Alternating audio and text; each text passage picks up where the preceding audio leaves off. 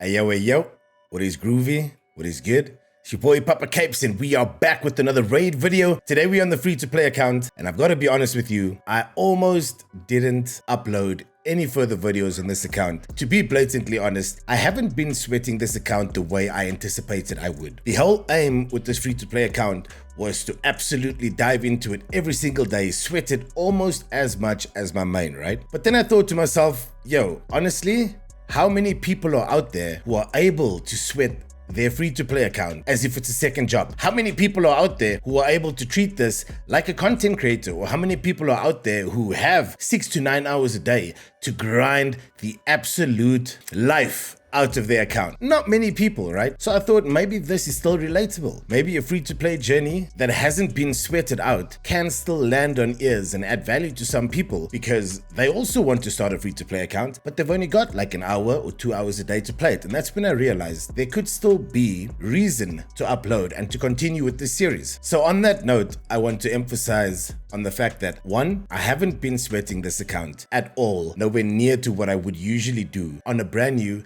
free-to-play account.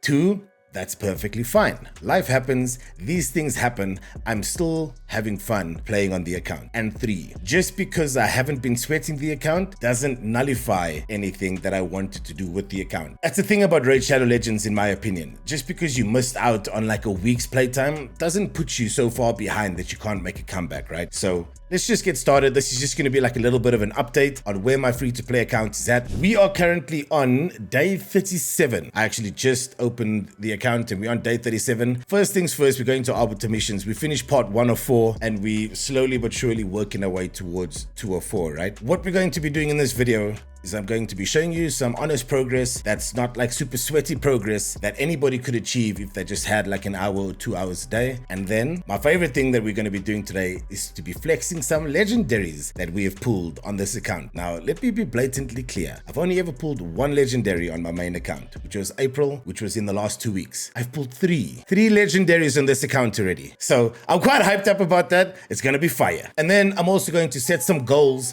for this account specifically and just talk about casually going through the playthrough as opposed to trying to speedrun anything or sweating anything. It's going to be super casual, super calm, super chilled. So let's dive right into it. First things first, let's go into the campaign. Remember, we are on day 37 on this account and we have successfully farmed Brutal all the way through. So we did it with, let me take those two out.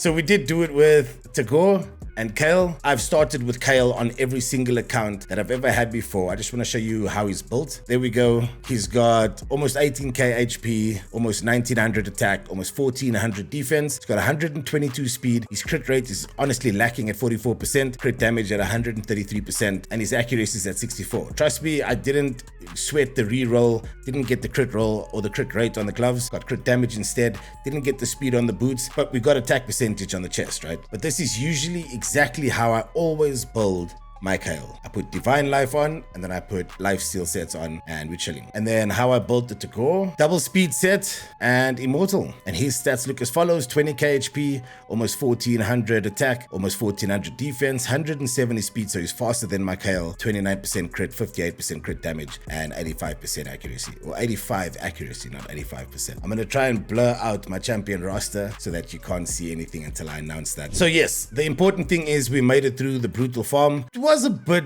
weird because I had to fiddle with builds. I tried to go in a regen set. I tried it with Rector and I just didn't have the gear to do it as easily as I usually would. However, Kale and Tagore came in clutch, so that's cool. Obviously, to maximize my food farming potential, I'm eventually going to want to get to a place to where I can completely remove Tagore from the roster so that I can fit in 3 food champs instead of just 2. But right now I do need to go there to support the Kale so that they can finish the dungeon. So yeah, that's the campaign for you real quick. I don't want to spend too long talking on these things, but let's go into dungeons. Spirit Keep's open today. We farmed all the way down to 12 on Spirit Keep. Arcane, we farmed to 11. So now that I've decided that I'm committing to this free-to-play account and this free-to-play journey, I will be putting more time into it, not to where it becomes sweaty and unrealistic for the average person who might find themselves on a free-to-play journey. However, diligently, efficiently, and productively. It's not going to be 9 hours a day that I spend on this account, but it's going to be more than what I am putting putting in now. Because like right now, some days I log in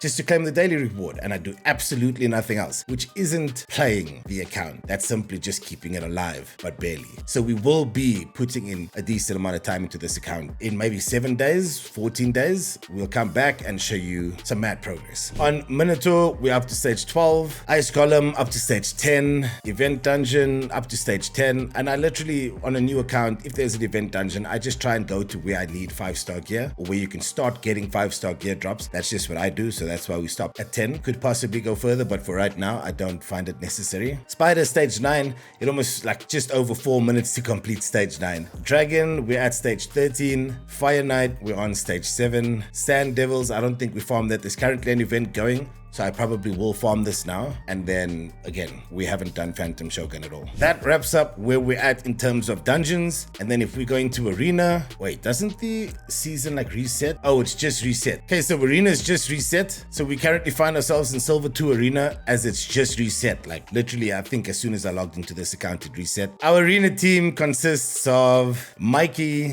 Tholin, Kale, and somebody that I will mention to you. I'm gonna blur this part out, but somebody that I'll mention to you a bit later on in the video when we're speaking about our legendary pools. But again, our arena team is nothing crazy. It's not speed tuned. I lack a lot of gear that I absolutely need to get my champions built the way they need to be built. And then lastly, in terms of where we're at with like content, we just go to Demon Lord real quick and pop in here and claim rewards for finishing this. The clan always finishes easy and normal. Doesn't really help with gear because it's so rare that you're actually going to get cracked piece of gear that's going to fit into your champion roster and enhance your champions the way you want it to be enhanced. So just to comment on that, I understand that it's nothing mind-blowing. I understand that there's nothing crazy, there's nothing game-breaking or account-changing that has happened. However, most days, like let's say 80 to 85% of the days out of these 37 days, I have committed X amount of hours to playing, a decent amount of hours.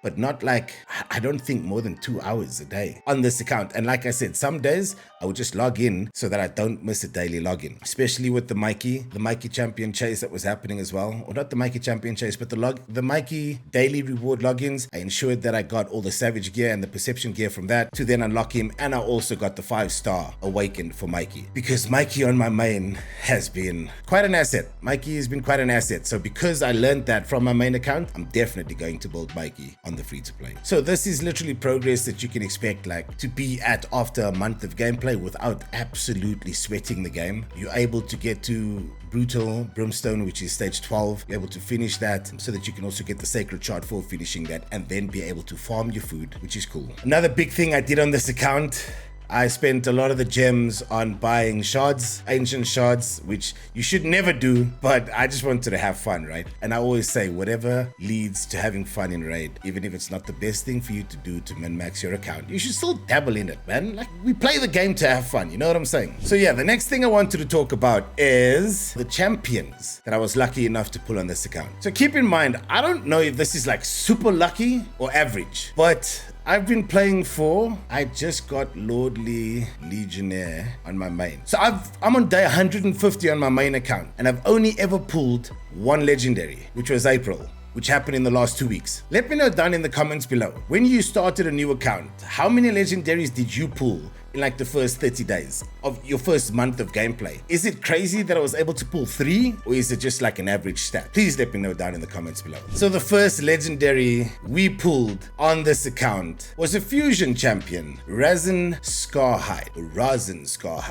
We pulled him from the Sacred Shard that you get for finishing the campaign. I was actually super excited purely just due to the fact that I pulled a legendary. In the first 24 hours of this account, I pulled a legendary. I pulled Razin very, very, very early into this account. Yes, he is a fusion champ, so some might argue that it sucks, you can get him anyway just by fusing him, but which is true, I agree with. But now I can get another one, right? And we can +1 him or put him in as a faction guardian. Okay, let's go into his kit over here. His A1 attacks one enemy 3 times, has a 20% chance of removing 1 random buff from the target, which I think is pretty cool for something like Fire Knight. If your A1 attacks 3 times, your A2 attacks 1 enemy, has a 75% chance of placing a 60% decreased defense debuff for 2 turns. Upon ascension, addition, it then becomes a 75% chance of placing a 60% decreased defense debuff and a 25% weakened debuff for 2 turns. That's why you need a little bit of accuracy on him. A3's attacks all enemies, decrease the turn meter by 100%. So I think Rasen's pretty good for Fire Knight, or could be pretty good for Fire Knight, purely because of his A1 and his A3, right? I think that's super dope. Then he's also got an aura, which increases ally resistance in arena battles by 90. I do have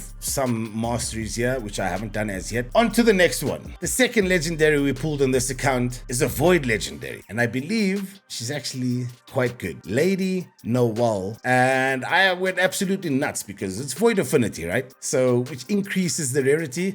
And when I checked Hal Hades and a Yumi Love, I think she was rated in S tier, like an S tier legendary as well. So that's pretty cool. So she was who I was hiding from you guys in my arena team. So now I can go and show you after announcing that who my arena team is. And my arena team is Lady Noel in the arena slot for the 30% increase ally speed in arena battles with Tholen, Mikey, and Kale. I'm sure you guys have probably seen. I mean, you can pause it if you really want to detectivize. That's not a word, but if you like have a detective instinct, you would have seen the champs already.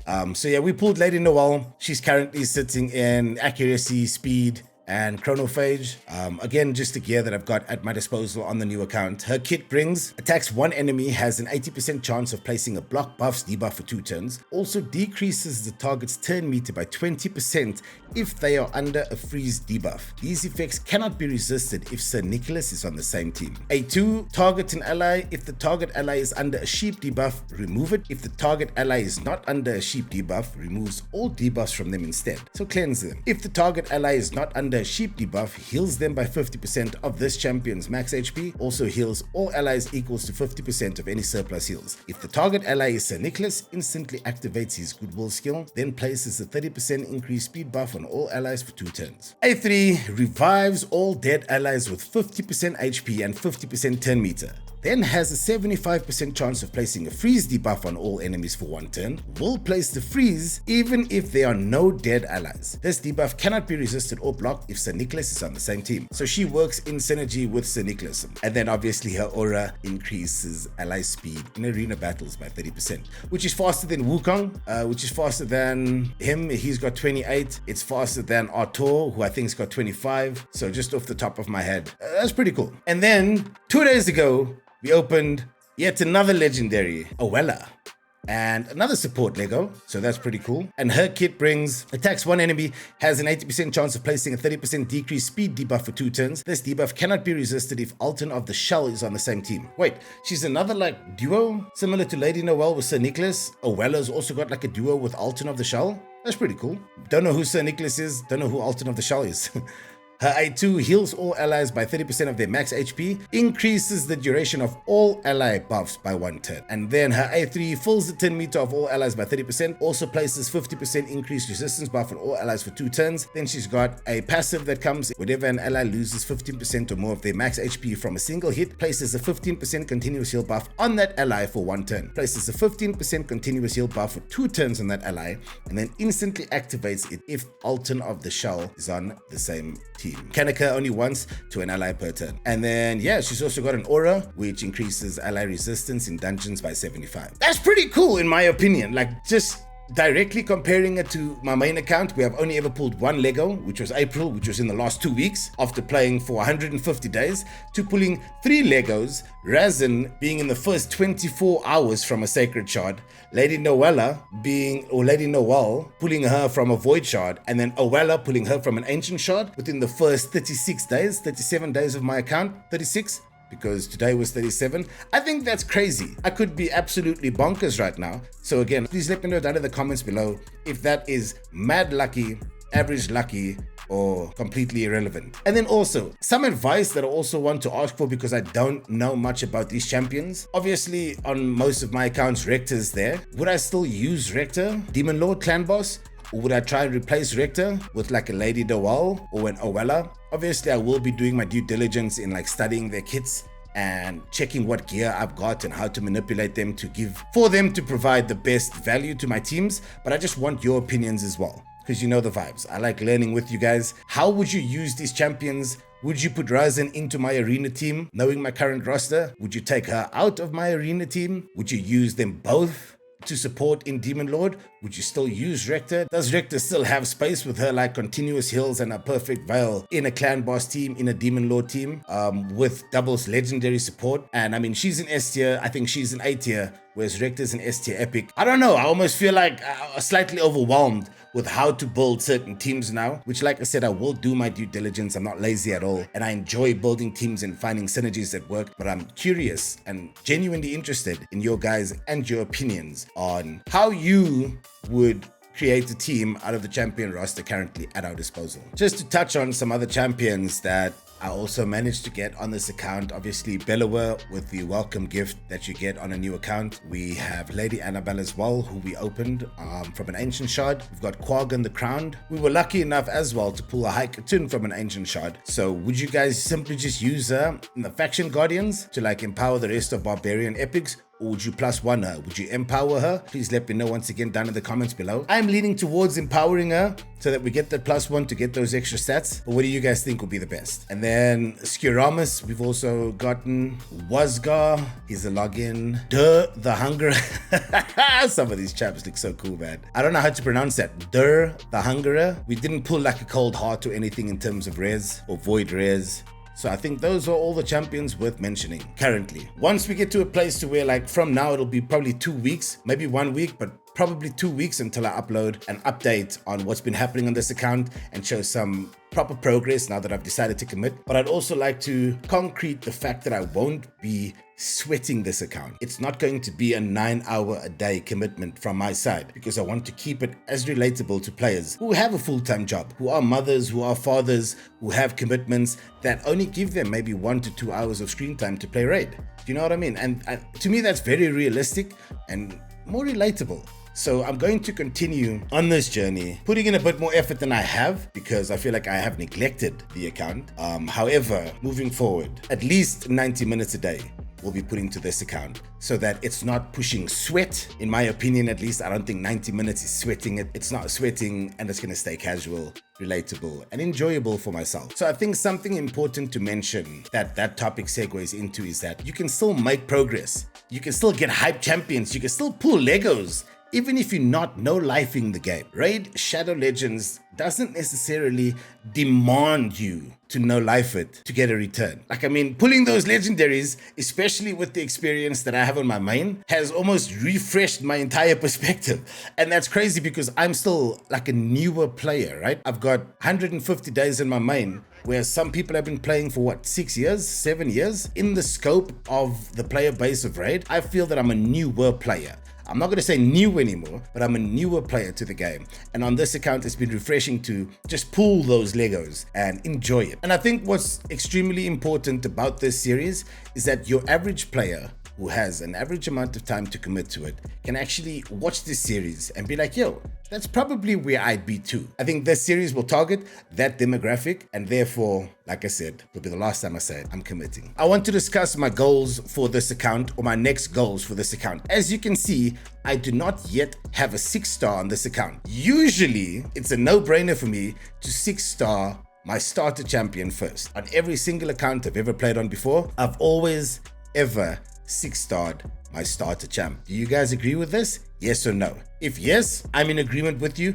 If no, who would you rather 6-star? Would you 6-star Tholen? Would you 6-star Lady Noel? Would you 6-star Owella? Tagore? Rector? Mike is actually not a bad shout to 6-star because I've seen what he can do, right? And then you've got Razin and Ugo as well, Karato. Who would you guys 6-star? If you disagree with me in saying that it should perhaps still be Kale, if it's not Kale, who would you 6-star and why? The important part I would like to know is why would you 6-star the champion you're mentioning? The next goal for this account will be to stabilize my team in campaign so that I can open up that slot for the 3rd champion to be able to be a food champion, as opposed to having this happen. Obviously, you can see I've been leveling Owella in the champion training and Bellower, because I'm thinking of maybe trying Bellower for the first time. I've always heard that he's a phenomenal campaign farmer, but I've never used him to farm campaigns. I've always ever used Kale. I need to free up the slot so that we can fit in 3 food champions to work towards starting to 6-star all of our champions. That is a top priority for me currently on this account. So I need to farm some gear so that I can get Kale stronger, and or just re-kit him and take him out of the traditional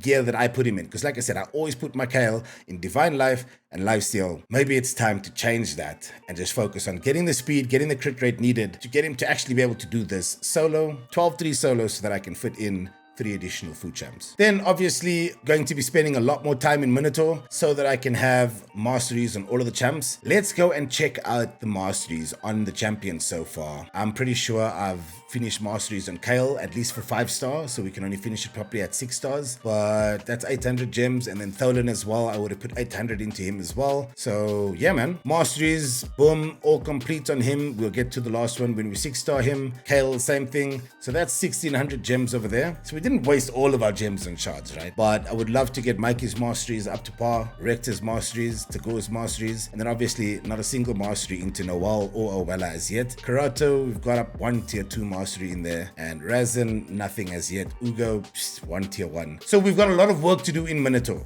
which is one of the big goals for this account, because masteries make such a big difference. It is genuinely night and day. Initially, 2 or 3 months ago, I'm like, mastery is a waste of time, but they make such a big difference to the way your champions perform and their raw output as a champion. They just add so much more value when their masteries are done correctly. Alongside pushing Minotaur, we'll also be focusing on dungeons like Dragon, pushing to 15 and then to 20, and Fire Knight as well. We'll be pushing to maybe 12 initially, just to start farming some nice savage gear, maybe some regen as well. So that's pretty cool. But yeah, I just like to steadily progress in every dungeon. Today we're going to be jumping into Sand Devil because of the event, and maybe some Phantom Shogun. But yeah, I just like to make steady progress across the board here, because again, something I truly enjoy is faction wars, which will be like a more long-term goal for this account. So I'll start saving champions, I'll start putting champions away and building champions for faction wars.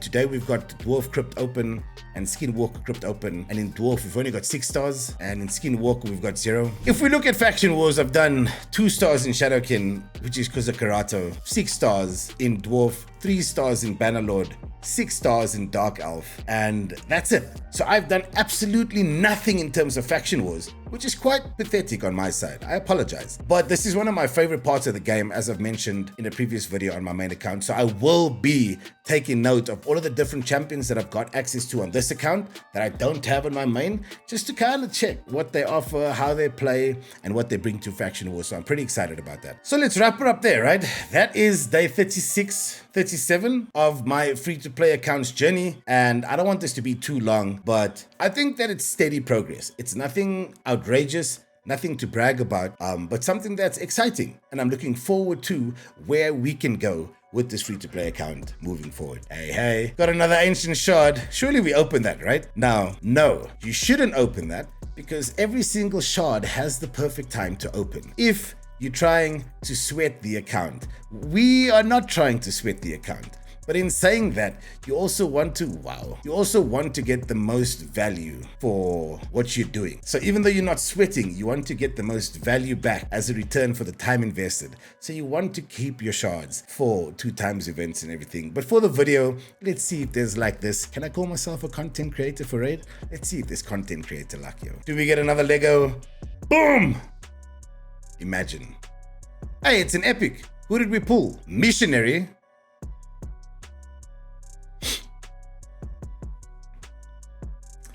What does he bring? Attacks 1 enemy, has a 20% chance of placing a stun debuff for 1 turn. Attacks 1 enemy, has a 75% chance of placing a provoke debuff for 1 turn. Has a 100% chance of placing a provoke debuff for 1 turn. And a 50% decrease attack debuff for 2 turns if this champion's current HP is higher than the target's current HP. And then his A3, attacks 1 enemy, decreases the target's turn meter by 50%. Has a 75% chance of placing a 100% heal reduction debuff for 2 turns. Also has a 75% chance of placing a 30% decrease speed debuff for 2 turns. And then at 3-star ascended, it gets an aura. He gets an aura for ally HP in dungeons by 33%. Nothing crazy. I mean, it's an epic pool, right? So we'll take that every day of the week. Missionary,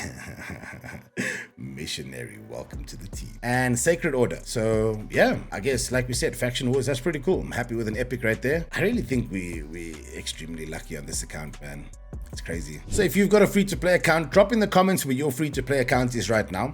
If you may be one of the few people who started an account with the same starter link that I did around the same time, let me know on the progress. Let me know on your pools. I'm excited to find out where you guys are if you managed to start one when I did. I also have a future video planned because myself and at least 3 of my friends have started an account roughly around the same time with this exact starter link. And in the future, there will be a video comparing everybody's journey and where they at after I think maybe 60 days, give or take. So once everybody gets to at least 60 or day 60, I will then make a video about the differences in progresses, play styles, the journeys and everything. And I think that'll be pretty cool on exactly the same starter link without a single dollar spent. Let me know who your best puller has been so far, what day you're on in your free-to-play journey. Even if you're on day 200 of a free-to-play journey, I would love to hear your story and know exactly where you're at. Are you sweating your free-to-play journey? Are you just winging it? Are you chilling? Are you casually exploring the game in a different sense with less anything really in your free-to-play journey? Or are you playing it with as much motivation as you are on your main account? I guess from here onwards, we'll see if these Legos that I've pulled or been lucky enough to pull start carrying me through certain content in the game. If they just look good, which I doubt. Lady Noel, Void Lego, Owella. I mean, these are all high tier legendary pulls. Both of them are support though, right? But we've got Tholen as a nuker, we've got Razan as well, who could be a nuker, I guess. So let's see what these champions do for this account moving forward. But yeah, that's that. Nothing too crazy. I will definitely update you guys. If not 7 days, it will be 14 days. So if not 1 week, another update on the free-to-play will be in 2 weeks, unless something crazy happens in between those times. I don't want to do it too frequently because I'd like the value to be seen distinctly, if that makes sense. But yeah, it's been your boy Papa Capes. Remember, happiness is a choice, kindness is free. Leave your mark, yo. Peace out.